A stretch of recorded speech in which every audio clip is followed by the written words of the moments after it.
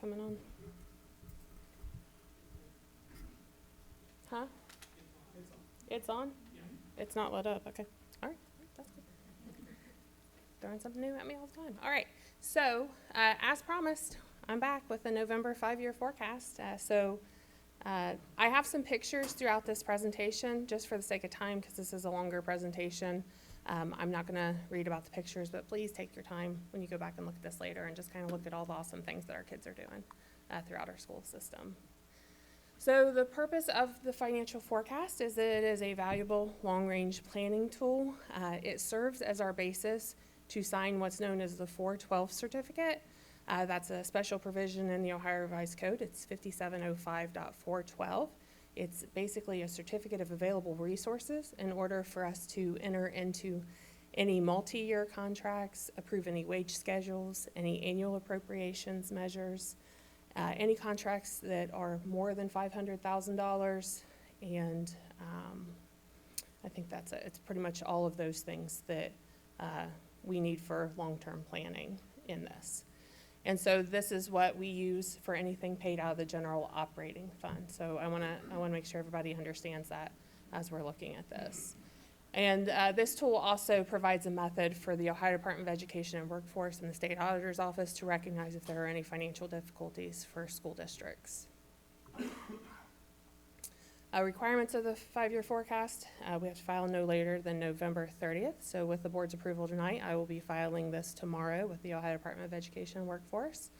And each year we have to update that no later than May 31st. There is an optional spring update that we can file anywhere between December 1st and March 31st. So that is an option as we're planning moving forward if we want to look at doing an updated forecast to be submitted before the May forecast. And it includes projections for the current year and then the next 4 fiscal years. And then it also includes 3 years of historical information for just 3 actual years of historical information. The forecast includes the general operating fund only, and I like to look at it in 3 separate sections. So lines 1.01 through 2.08 are all of our revenue lines, and then expenditures are lines 3.01 through 5.05, and then our balances and reserves. 6.01 is really the line that I keep an eye on. That's the difference between our revenues and our expenses, but that's the changes in our balances. Through 1501 is our balances. Just a reminder, as a school district, a public school district in Ohio, we operate on a fiscal year. Our fiscal year runs July 1st through June 30th of each year. We've had a lot of conversations about this, and I just wanted to make sure that I highlight what is the district's footprint. I got an email not too long ago asking why we were busing kids from Columbus to Westerville schools. And I just want to make sure everybody understands what Westerville City Schools' footprint is. So this is an outline. You can see how our boundaries are shaped there. And we cover much more than just the city of Westerville.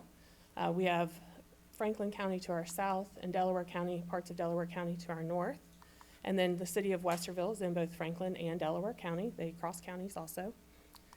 And then we have Genoa Township to the north, Plain Township, Blendon Township, City of Columbus, the village of Minerva Park, Sharon Township, all are parts of our school district.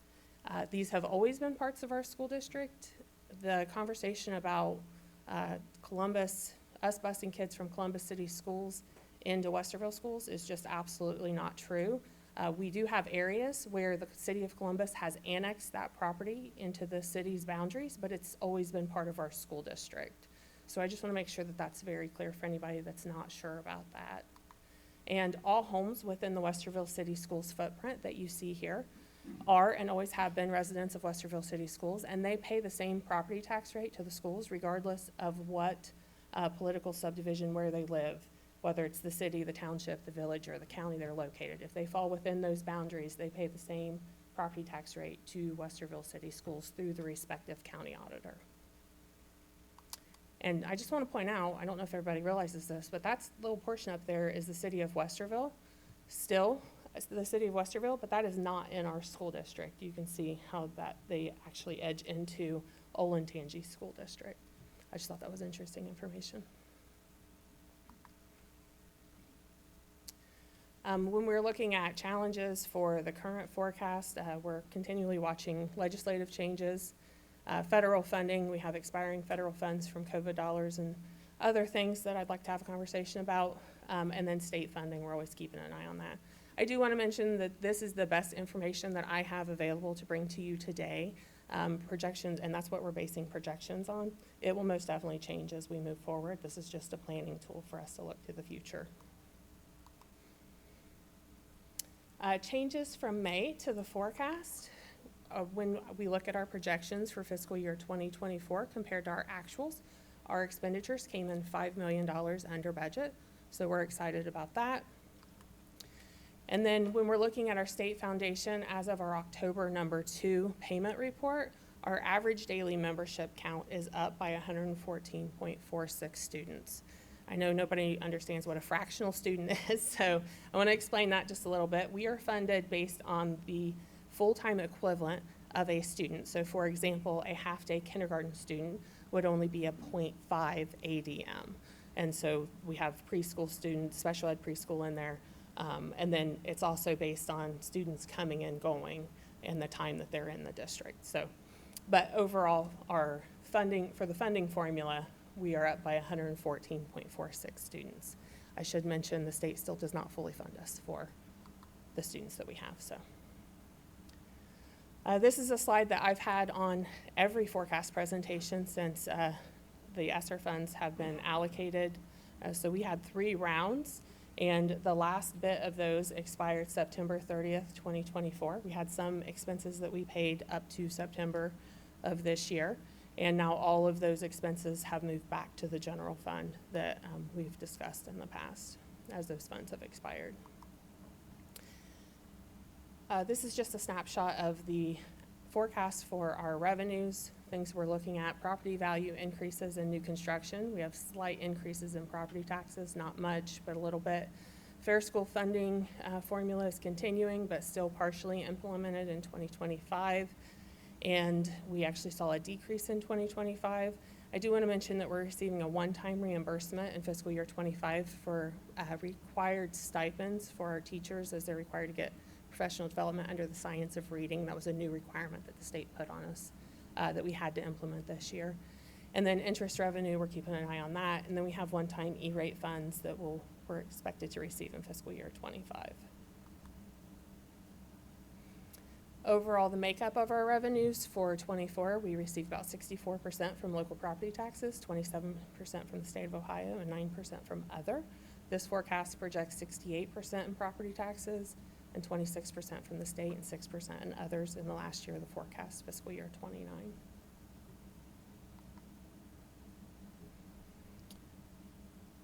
This is just a snapshot of the projected local property taxes.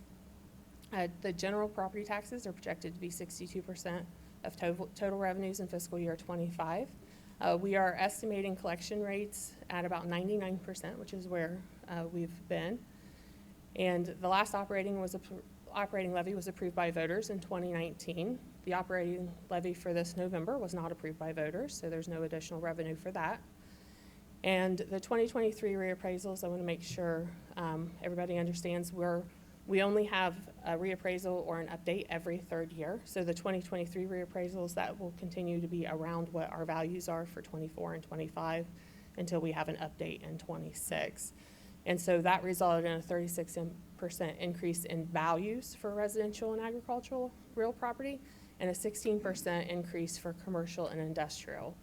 This is where I'm going to mention, I have a couple slides on this. House Bill 920 prevents revenue growth in property taxes for the school district on voted levies, and we did see a small increase on our inside millage, our unvoted amount, and from new construction. We'll see that if it's not abated or diverted. And then tangible personal property, public utility taxes are about 2%, and we have slight increases projected in here after a large decrease for this year, I should say. Oh wait, I want to point out this picture. I just want to mention State Senator Andy Brenner visited our district back, it was last spring. I feel like it was like February, March timeframe, something like that. And we invited him in to let him know that what the state was doing to our local community in terms of making our property taxes higher in the local community and diverting funds away from our public schools to send up private schools that are completely unregulated in any way. So I do just want to make sure everybody understands that we continue to talk to our legislators about that. And I let him know I was going to be taking his picture and putting something out about this. I just want to make sure everybody understands what a mill is as we're talking about mills. A mill is just the unit of measurement used in determining the property tax rate. It's the same thing as property tax rate. So 1 mill is 1/1000th of a dollar, or $1 for every 1,000. And there's a whole calculation on how the math works, but that's what a mill is equal to. So inside millage, when we talk about mills, inside versus outside millage, inside millage is non-voted. It was established by the state constitution. There were 10 mills that were established by the state constitution that's divided up around overlapping entities. Our portion of that is 3.8 mills. That 3.8 mills stays the same, never changes. And then all other millage has to be voted on by the local taxpayers. And so that's known as outside millage. And then for outside millage, House Bill 920 prevents revenue from growing on voted levies by reducing the millage rates as values increase. And I'm sure you've seen this before. It's just a simple graph that shows as property values increase, tax rates decrease, which means the overall revenue that the school district receives remains generally unchanged on those voted levies. We do get some growth on new construction as long as it's not under abatement. So I just want to show a history of our property tax rates since 2016. So that top line there, I don't know how easy these colors are to see, but that's a green line up there up top. That is our full voted rate. And it does change a little bit because we have a substitute emergency levy that sort of changes as values change also. And then the next line down is our voted effective rate for commercial and industrial property. And this effective rate, the effective rate is the tax rate that you pay your property tax bill based on. So we don't pay based on the full voted rate, we pay on the effective rate. And then the next line down, the orange line, is the effective residential and agricultural rate. And then the next line down, that bottom line on the purple, that's that 3.8 mills, the inside millage. And you can see 3.8 mills has not changed at all since 2016. That stays the same. You can see that our effective millage has continued to decrease over the years. I do just want to mention we had a reappraisal in 2017. We had our triennial update in 2020 and another reappraisal this past 2023. So you can see we had a little bit of bump here. That was a 5.9 mil operating levy that was added in 2020, it was approved by voters in 2019.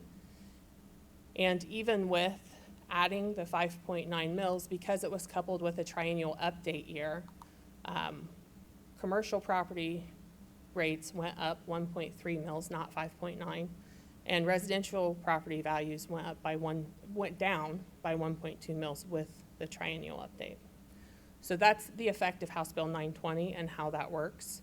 And I just want to make sure everybody understands how those tax rates continue to decrease. So back in 2016, the property tax rate was 47.9 mils for residents. And then in 2023, it's about 30.5 mils for our general property. These are all general property taxes. The operating. I like to, any opportunity I get, to let people know that the state is shifting costs to homeowners and farmers away from businesses, away from the state. This is, Dr. Howard Fleeter had put together a very in-depth analysis of school funding over the last few decades, and this shows from 1975 to 2022 the school tax base for property taxes. And so you can see in 1975, our class 1 real estate, that is residential and agricultural, so homeowners and farmers. And then our class 2 is commercial property. And then we used to have, businesses used to pay on tangible personal property taxes, and the state phased that out in 2011. We received a reimbursement for a short period of time, and then they phased the reimbursement out on that tax. But you can see from 1975 to 2022, the tax base has been paid 20% more by homeowners and farmers than businesses.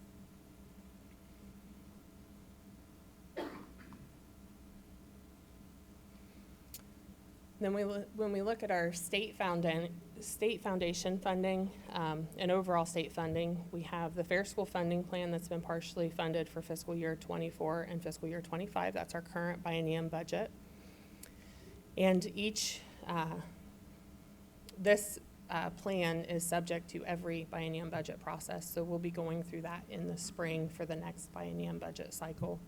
And so for fiscal year 25, it's in law that we'll receive 67% of the calculated increase for 2025. And what that means is that the state is looking at what was our funding for 2021, what does the funding formula say that we should be receiving, what does it calculate in 2025, whatever that difference is, we'll see 67% of that difference. And then I do just want to mention, if you look at the restricted grants and aid line, the 4.36 million to 4.99, it looks like we're seeing a slight increase in that, but that includes the $1.3 million in the reimbursement for the science of reading stipends that we are required to have our teachers do. So not additional funding. I just want to make sure that that is very clear. And then the state share of local property taxes, excuse me. This was formerly known as property tax allocations. And House Bill 33, that biennium budget, it's been I don't think it was the last one. It might have been the last one, wasn't it? They changed the name of that to be state share of local property taxes because the state legislature wanted to make sure everybody understood that that's what the state's paying on their behalf for property taxes. And these are direct payments from the state for property tax rollback and homestead exemptions. The rollback was eliminated on all new levies after 2013, which made every new property tax levy after 2013 automatically 12.5% more expensive for the local communities. And this forecast assumes that the allocation will remain throughout the forecast period. I do want to mention of that 14.43 million we're estimated to receive this year, about 13.2 million of that is rollback. The state continues to have conversations about eliminating that reimbursement to school districts. So I just want to make sure everybody's aware that that's always up for debate whenever the budget comes up. But this forecast does assume that they will not eliminate it. And we are looking at 3 biennium budget cycles throughout this forecast period. And I do want to mention, we do project if they continue implementing the Fair School Funding Plan, we will likely see another drop in our state share, as those 2023 values will also be 2024 values, and it's a 3-year rolling average that they update every year. So we'll have 2 years of the higher values in that 3-year average going forward, and then all 3 years. And this is just a history of the Fair School Funding Plan. It started in the biennium 22 and 23.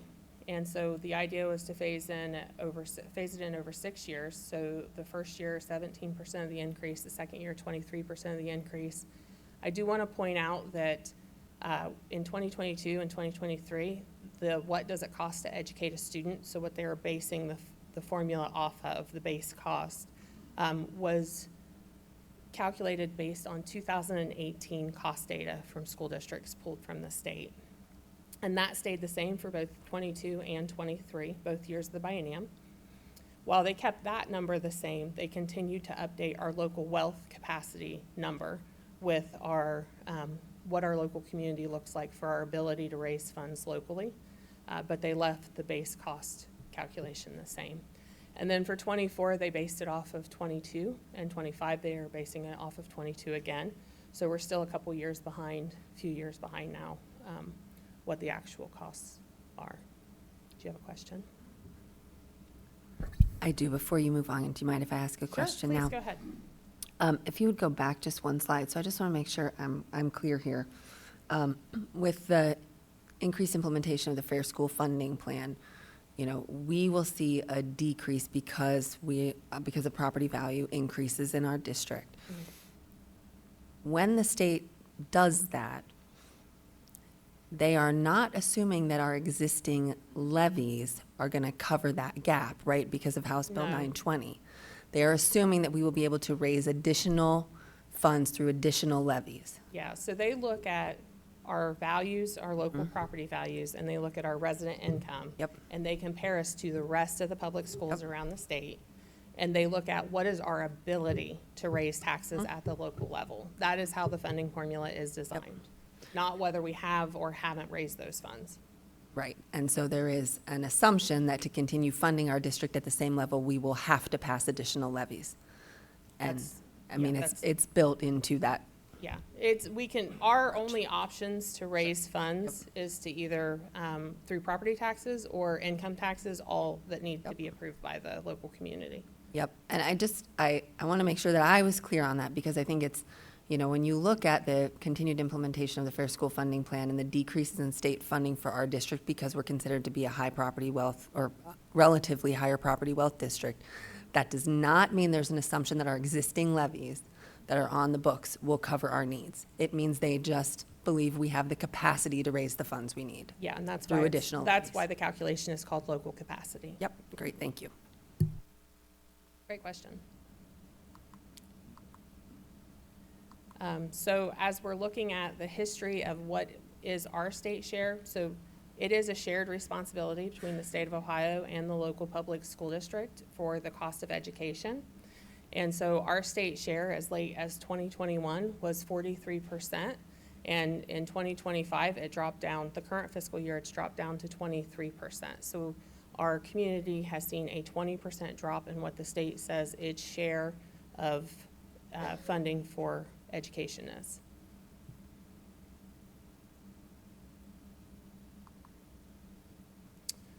I just like to keep this table going. I've been adding this up for a while now. This is our actual school foundation funding back to 2019. So unrestricted and restricted, you can see the changes. We had a couple of years in a biennium for student wellness and success funds. That was there. We had to account for it in a separate fund, but it's still part of the formula. Then that went away and they rolled it all into the new funding formula. But overall, in 2019, we were receiving about $46 million in total funding. What the state was calculating for our funding to be in 2019 was $58.3 million. So we were underfunded in 2019 by $12.3 million. I actually attended a hearing at the State House where I told the legislators that were listening that the state had never funded us for approximately 3,000 of our students based on the calculation that they had, and that I would like for them to fully fund our district. And I feel like I've had that same conversation every time I've gone up there. And so, but you can see the calculated funding and the actual funding. So overall, we've been underfunded by $57.9 million over that time period, just based on what the state says we should be funded. But at the same time, and mind you, this is what the state has calculated using the old cost inputs and all of the things, right? But at the same time, not only have they underfunded us, but they've also significantly reduced our funding from $46 million to this year we're projected to be at about $40.7 million in state funding. And I do have a note that we also have that $1.3 million in science of reading stipends. I just want to make sure it's very clear to everybody that is not part of our state foundation funding. That's not going to be part of any calculation going forward. It's a one-time that we have to put out this year. And just for a frame of reference, we received about $32.6 million in ESSER funds to help with the loss during COVID. And so it doesn't quite make up for the underfunded and decreased funding that we've seen from the state. I just want to put that out there. And I want to sort of clear this up. There was a 10 TV article that came out like February or March of '24 that alluded to, at least what everybody got from it that sent me emails and called me and asked me about this, was that Westerville Schools was going to receive $43.6 million more in funding from the state thanks to sports betting laws. And so I just want to make sure that's very clear that that is not additional funding. This is our actual payment report from fiscal year 2024. And you can see the $43.6 million is our total state support for that year. And as a matter of fact, if we look at what the foundation funding was funding us, we were calculated to be at $44 million, and we received $38.3 million. So again, not additional funding. The state has not given us additional funding, and we certainly are not seeing anything additional through sports betting. Just want to make sure that's clear. Okay, so while the state is not fully funding us and continues to decrease our funding, they're also funding private schools more and more and more as the years go on. Based on our October number 2 report, if you just take our total state funding, divide it by our average daily membership, which is the calculation the state does, we're funded about $2,972 per student. If I were a private school educating kids in kindergarten through 8th grade on an Ed Choice scholarship, I would get $6,166 per student. And if I were a private school educating kids in high school on an Ed Choice scholarship, I would receive $8,408 per student. This is just a line graph that kind of shows the trend in our funding and then the state's trend for sending money to private schools that are not regulated in any way, shape, or form. They're not subject to public records. They are not subject to the school report card, which I have a slide on that, or any of the academic or financial matters that we are subject to. Oh, here's my slide on the report card. This is a document. It's a 9-page document put together by the Legislative Services Commission. Legislative Services Commission is a nonpartisan office that informs the state legislature on policy and laws that they're planning to put out. And that's a link to the document if anybody's interested. But this is the state report card requirement. And you can see the top there, it's statutory requirements. And then school districts, community schools, STEM schools, all public schools. And then we have chartered non-public schools and non-chartered non-public schools and homeschooling. And you can see the private schools, which are non-public schools, have no requirements for report cards. All right, so that's my soapbox on state funding. As we're looking at all of other revenues, so that line 1.061, we have some payments in lieu of taxes, Board of Revision settlements, interest revenue, tuition, student fees, and other miscellaneous receipts. I do want to have a conversation about interest rates just for a second. We are projected to collect about $7.4 million in interest revenue this year that goes into our general operating account. This forecast assumes that as our cash balance diminishes, that we will see a drop in that operating revenue portion, down to $750,000 in fiscal year 29. So it's a pretty significant drop over a 5-year period. And you can see that as you're looking at these numbers going down. So I just want to make sure everybody's aware of that. And we'll keep an eye on interest rates. We'll continue to invest to the best of our ability. I do think it's important for everybody to understand, like, as a public school district, we are limited by law in what we can invest in. And so we work to maximize our investments the best way we can within the law, what's allowed under law. And then all other financing sources, these are generally one-time receipts. They include things like Medicaid reimbursement.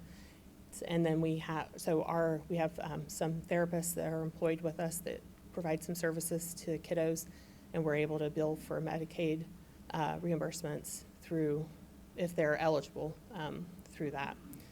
And then we have a one-time E-rate grant that we're expected to receive about $1 million in fiscal year 25. That's from some infrastructure upgrades that our technology department did over the summer into this year.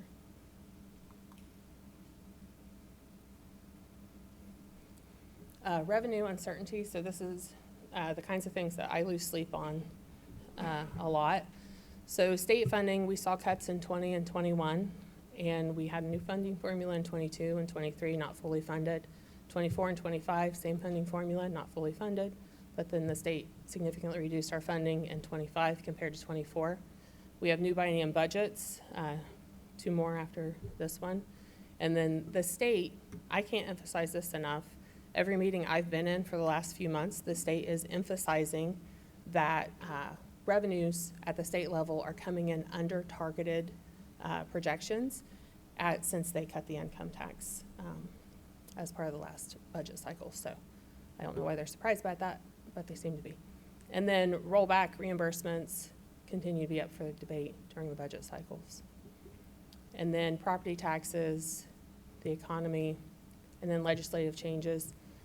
There was a committee, an Ohio Joint Committee on Property Tax Review and Reform. They're expected to put out some report about how we can change property taxes.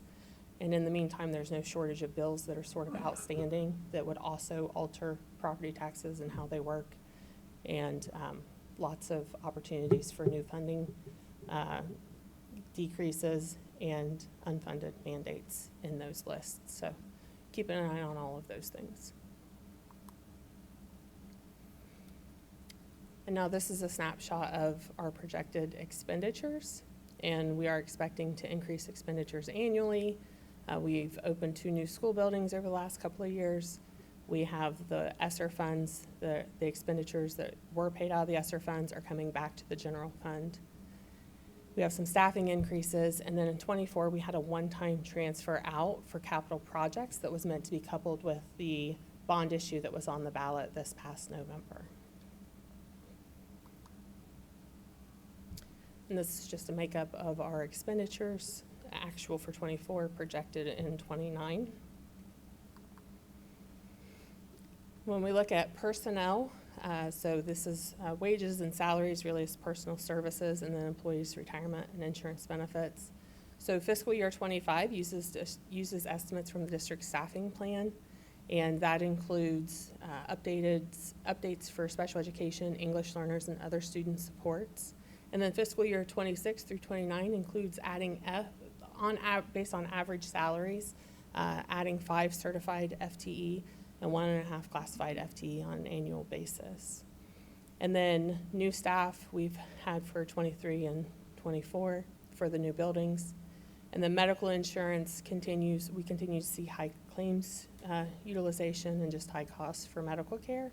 And we are self-insured, in case anybody's not aware of that. And then ESSER funds, you can see the amounts there that were provided to cover general fund expenditures that are all, the last part of that is returning to the general fund now. And then other expenditures, we have purchase services, materials and supplies, capital outlay, other objects, and operating transfers out. I do want to mention that everything that is projected for fiscal year 2025 is based on budgets that were approved at the beginning of the year. And so we are having conversations about current year budgets that we'll talk more about in the work session, but the forecast is based off of everyone's the beginning of the year budgets that we had. And we added the one-to-one initiative in the May 2024 forecast for fiscal year 2025.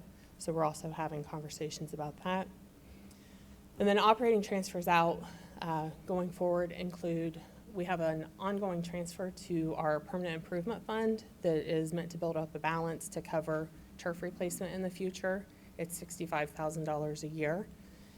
And we have ongoing transfers out at the end of the year for food service. So our food service fund is considered a federal fund, and it cannot hold negative lunch debt.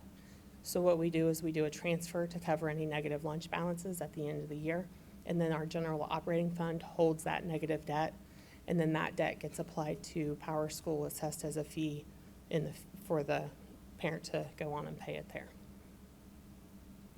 And we're continuing to see high inflation as we're looking at expenses going forward. And the expenditure uncertainty really doesn't change from presentation to presentation. We're continuing to keep an eye on all of those things. And so our overall snapshot, so the green line is our projected revenues, and then you can see we have 3 years of actual here too. And then the red line is our projected expenses. And then the blue line is our unreserved ending balance for our general operating account. We are projected to begin deficit spending this year specifically. So we had deficit spending last year because of the transfer that we did, the large transfer. But based on regular expenses over revenues, we are projected to be deficit spending this fiscal year. And this forecast assumes a negative $47 million unreserved fund balance deficit. So when we talk about certifying that 412 certificate that we talked about at the beginning of the meeting, right now we cannot certify any contracts past June 30 of 2028 that will be paid out of the general operating fund. So, because we have a negative balance in there. Just a note of when those ESSER funds expired. Okay. Excuse me. So that was a lot, I know, and I knew it was going to be a long presentation. Sorry about that. I just wanted to make sure everything was out there. And then I want the board to I just want to remind the board about our cash balance and reserves policy. I have just a couple of snippets out. This isn't the whole policy, it's just a couple of paragraphs I feel like we need to focus on. So in the interest of sound fiscal management, the board believes that the district should maintain an unreserved general fund cash balance equal to a minimum of 90 true days of normal operating expenses, and that will be the minimum benchmark for determining unreserved cash balance needs for each rolling year of the fiscal year in the 5-year forecast period. So we are not meeting that with this forecast currently. And so in the event that any published forecast shows a balance that fails to meet the criteria above, the board superintendent and treasurer will develop a plan to address the shortfall prior to the next 5-year forecast adoption cycle. And the plan will identify how we'll address that. And so, like I said, the next required adoption is by May 31st.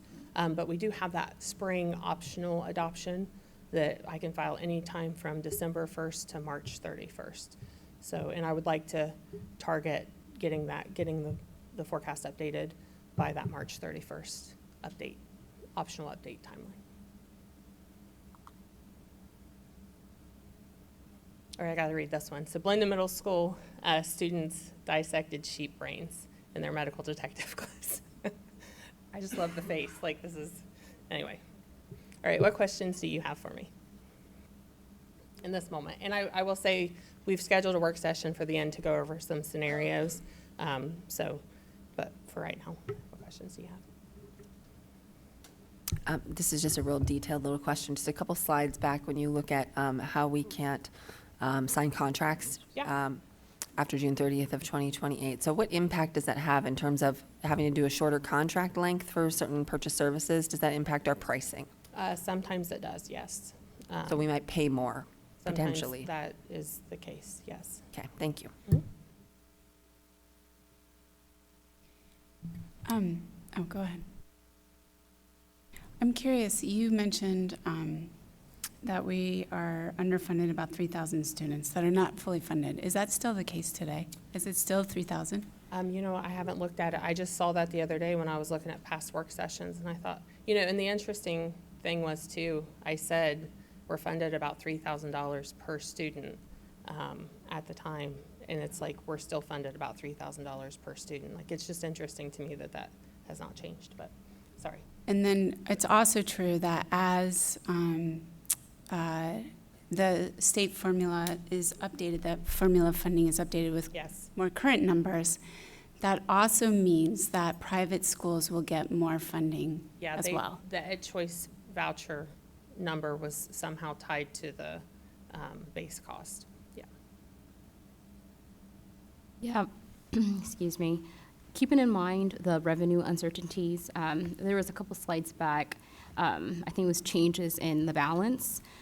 The blue line on that graphic, it represents how quickly the projected fund balance is going to be depleted. And I guess it's more of a comment, but when we think about the unrestricted fund balance, that 38.1 million in 2025 and the projected amount that will be in deficit in 47, what we're projecting in 2025, it really sounds like a substantial amount of money that the district can use, but it really isn't a lot, especially considering the outstanding needs of the district and the size of the district.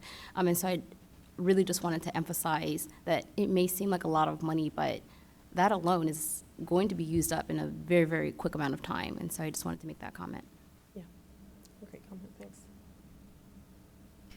Just had a quick question, more of just wanting to clarify. So when you were talking about voted levies and property values and what homeowners are seeing in terms of their bills, so for any voted levy, even if the property value of my home, let's say, goes up by double, the schools are not going to see any increase in revenue based on that. Like, my amount that I'm paying is basically going to stay the same, even though my home value's doubled.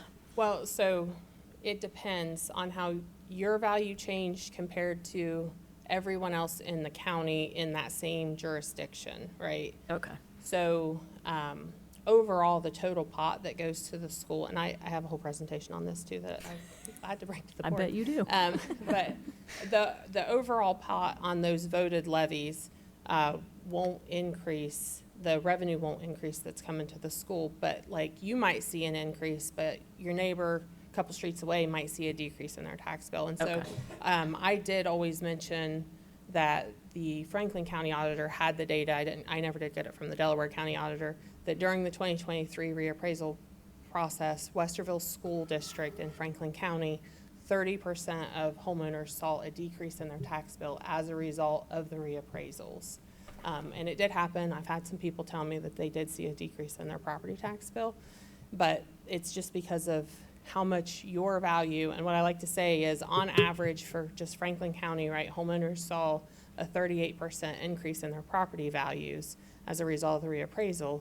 So if your property value went up by 38%, the average, you likely didn't see much of a change in your tax bill. But if it went up more than the average, you saw a change. Okay. And So it's if based on kind of the average in your area? Yeah, it's how do you compare to the average, the overall average of how it changed. Okay, great. That's a good clarification point. Thank you. Yeah, great question. Any other questions? All right, I'll see you in a few minutes.